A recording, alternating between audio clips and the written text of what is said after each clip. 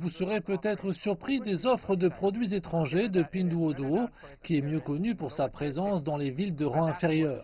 Mais c'est bien ce qui se passe. Ouvrez l'application et le canal d'achat mondial se trouve juste ici. Des produits cosmétiques aux produits de toilettage, en passant par les vêtements, les collations et les suppléments de soins de santé, on peut littéralement trouver près d'1 millier de produits étrangers dans chaque catégorie, des produits importés par Amazon. Amazon et Pinduoduo ont annoncé leur nouveau partenariat une semaine avant le vendredi noir de cette année, dans l'espoir de percer sur le marché au détail. Jusqu'à présent, cependant, aucun rapport officiel n'évoque leur situation. On trouve bien quelques indications sur les sites web eux-mêmes, mais cela reste limité. Les suppléments de santé australiens, par exemple, se vendent sur Pinduoduo pour la moitié du prix de la plateforme Tmall. Mais les ventes mensuelles de Tmall sont 4 fois supérieures à celles de Pinduoduo. Alex Shutter, associé des consultants Olivier Wyman, a déclaré que même si le modèle commercial de Pinduoduo Amazon n'était pas unique, ce qui est intéressant, c'est en fait les deux acteurs eux-mêmes. Je pense que c'est un bon exemple des deux acteurs relativement opposés du marché qui cherchent à créer quelque chose de nouveau. Ici, on a un acteur international qui pense avoir d'excellents produits et services qu'il peut apporter aux consommateurs. Et d'autre part, un acteur qui compte des centaines de millions de consommateurs cherchant à voir comment tirer parti de cette offre et proposer des offres compétitives. Je pense que ce qui est intéressant dans l'avenir, c'est la façon dont évoluera le projet pilote actuel à la prochaine étape.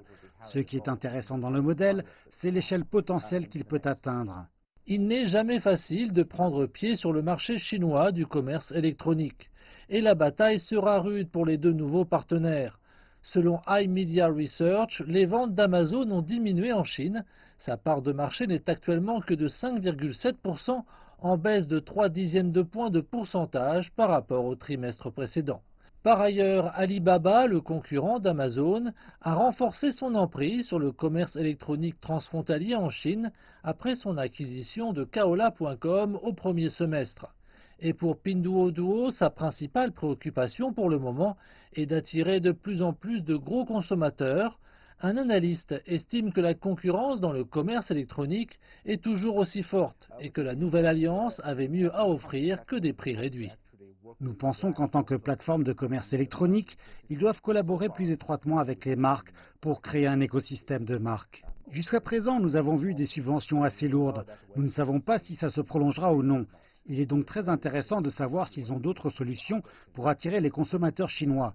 J'espère qu'il y aura plus d'activités, en particulier en raison de l'aspect social de l'avantage concurrentiel de Pinduoduo. Les consommateurs chinois continuent d'acheter de plus en plus de produits étrangers via Internet.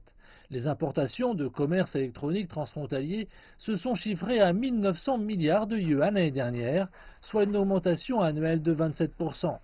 Espérant tirer parti de cette tendance, Pinduoduo vise à introduire 10 000 marques de renommée mondiale au cours des 3 prochaines années. Et Amazon voudra sûrement se redresser de sa précédente performance lamentable en Chine.